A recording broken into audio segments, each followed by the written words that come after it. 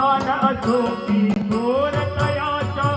नवसाला पावते देवता सान असोकी थोर तयाच्या नवसाला पावते कोटवणे गावच्या नावाची कीर्ती जगी गाजते कोटवणे गावच्या नावाची कीर्ती जगी गाजते सान असोकी थोर तयाच्या नवसाला पावते देवता असोकी थोर तयाच्या नवसाला पावते भक्तजनांचा पूर लोटतो दर्शनासी देवाच्या